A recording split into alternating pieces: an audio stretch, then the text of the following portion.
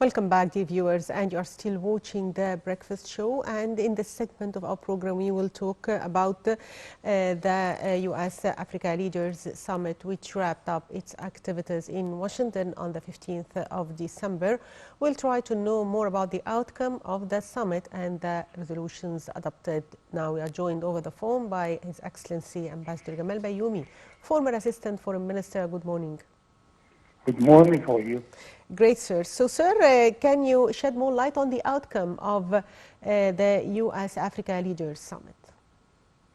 It's a good addition and a new start to the relation between the United States, the largest economy in the world, and the African continent. Yes. Which is not up till now in a good situation concerning its economic relation worldwide.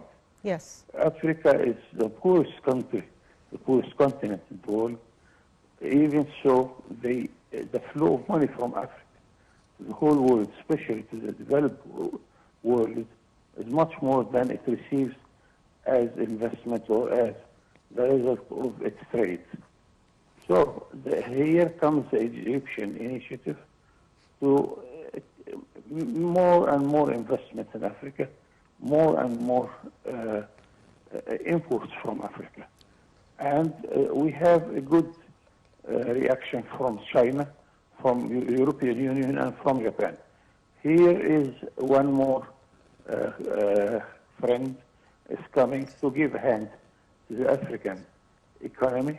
And I hope this will result more and more good economic impact on the African economy. So, Mr. Ambassador, can you please shed light on the summit meetings between President Sisi and leaders who participated in the summit, the importance of these meetings? In occasions like that, it's not only the conference that all the participants are meeting in one session. No, as a matter of fact, here we have the bilateral relations between Egypt and the United States. And as we have seen, the president met in a session with the presidents of the United States. He met some congressmen who are in favor of much more closer relations between Egypt and the United States. Also, we made bilateral meetings with many of the African leaders, of course, to consult, to exchange views. Even the president met the head of the International Monetary Fund and the World Bank. I am not amazed by this. I am not astonished by this, because our president is used to use these occasions to make more and more meetings. I remember when he was in New York, he made something like 40 or 50 meetings during the few days he spent there. And here is the one benefit we receive from the presidential level of our foreign relations.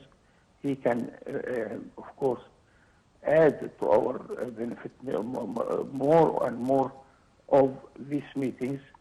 And of course, this will shed more and more lights about the possibilities of Egypt in order to be a host for more and more investment, more trade, and economic cooperation. So, sir, also, if we talk about food security, as the summit tackled this issue, how did the Ukrainian crisis affect food security of the whole world and the role of the summit in facing these global challenges? The whole world is suffering from this problem, especially in two fields. The field of energy, and Europe now is really suffering from this.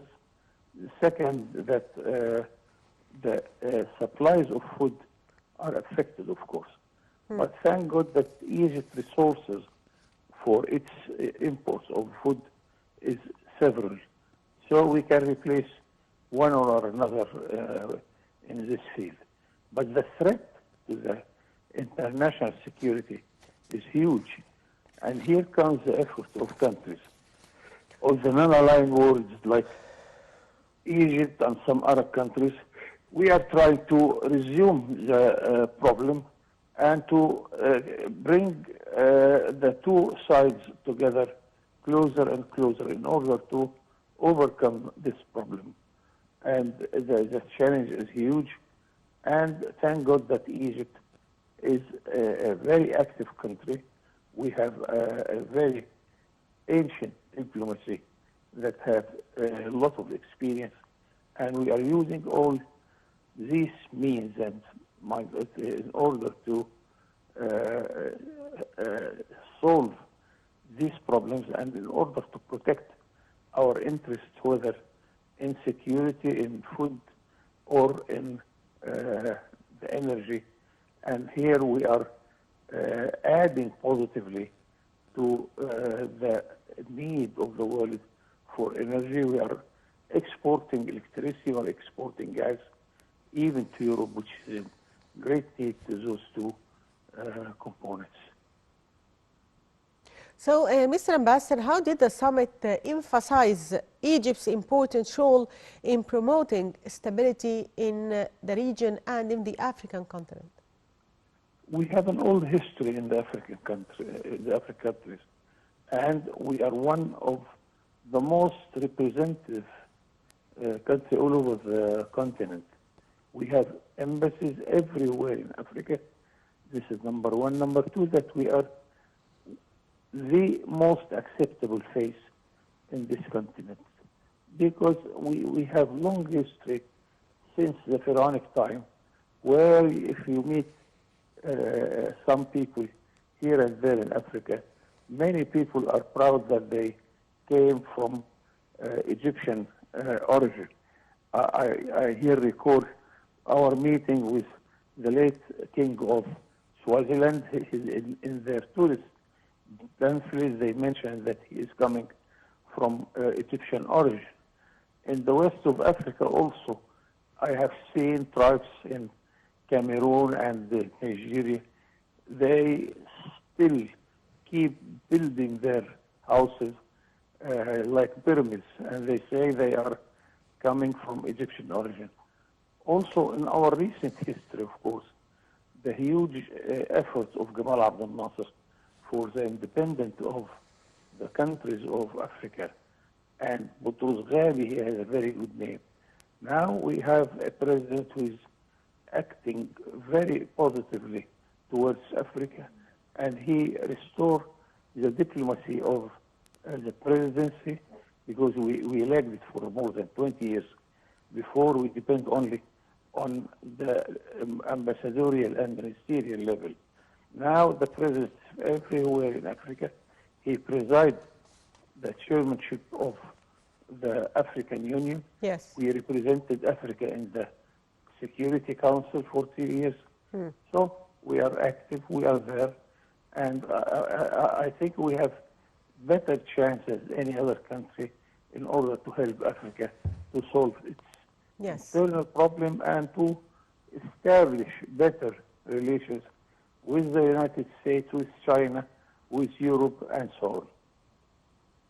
So, sir, to what extent this summit will help in boosting economic cooperation between Africa and the United States and strategic ties as well?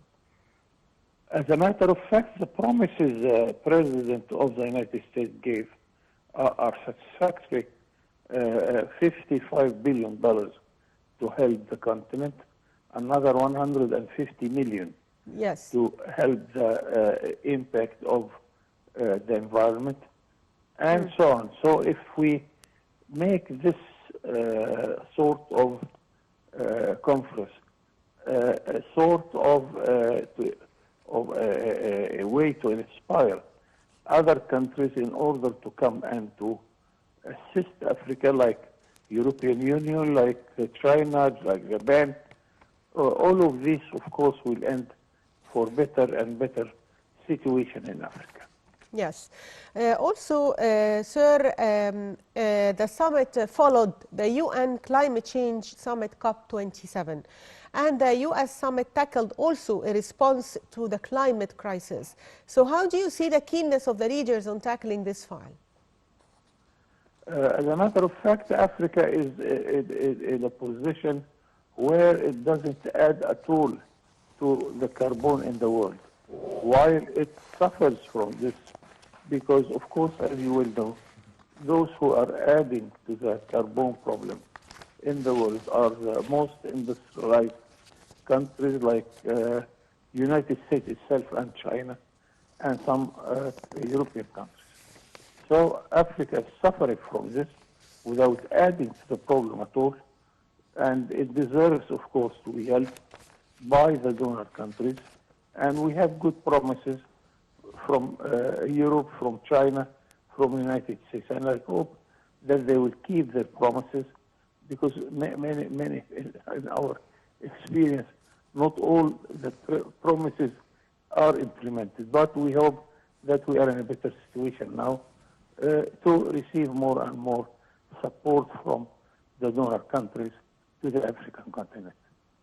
So, sir, how can the African countries make use of this fund donated by the United States in developing the country? How can they direct it to the benefit of the continent in the right way?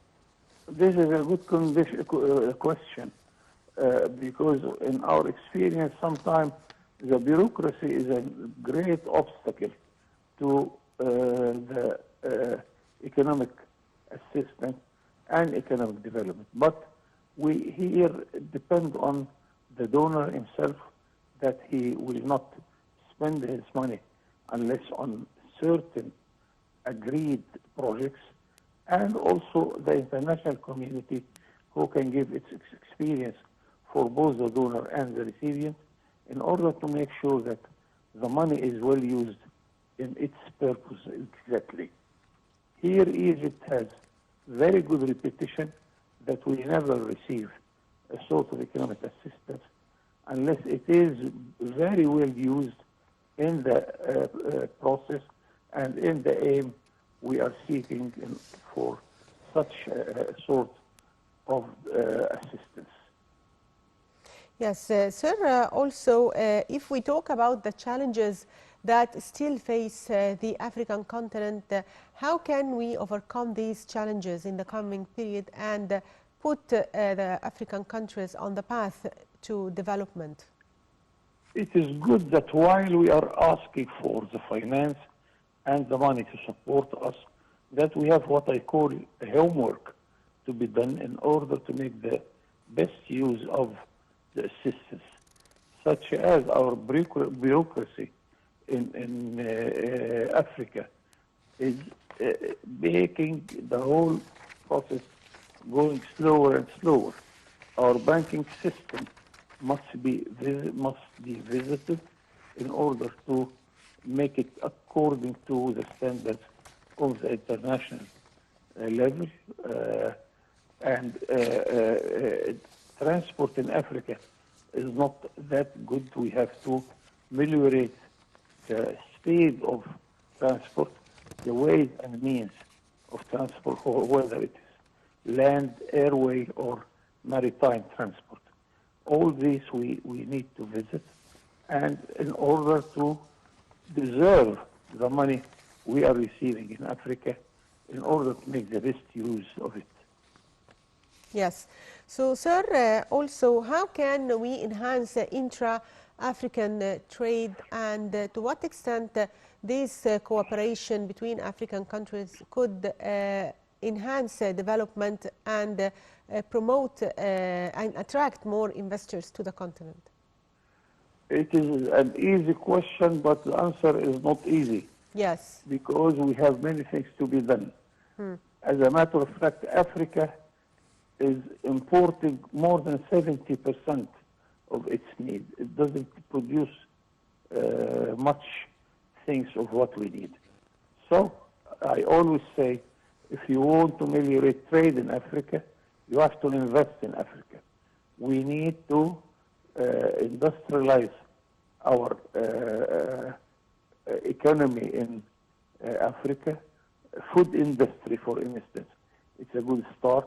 Textile industry is another field where we need more and more investment. Education, healthcare, all these needs are in great need to have much more finance than before. So our homework is not easy, but I think with the insistence of our leaders and with the help of our friends, this will take place. Sir, how do you see this interest by the United States in the African continent, as we have seen that China is playing a big role in Africa, and this has been taking place for many years now. So do you think that the two big powers are competing to be more involved in Africa? I hope that we make this sort of competition a sort of cooperation. Yes. Because I don't see any contradiction between our relation with China and our relation with the United States. Yes. Even our president, when he went to visit Peking and Moscow, he said, I'm going to the east, not giving my back to the west. Because Egypt is a good example of cooperation with Russia, with China, with Japan, same time with Europe and United States. And it is a good example of how our non-aligned policy is bringing more fruitful results to our economy. And I think many African countries are making use of this Egyptian experience. Yes. So finally, I'd like to thank you, Ambassador Gamal Bayoumi, former Assistant Foreign Minister.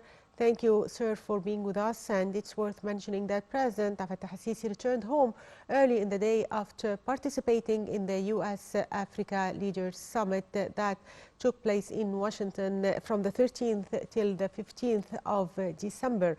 The summit demonstrated the United States' enduring commitment to Africa and underscored the importance of U.S.-Africa relations and increased cooperation on shared global priorities.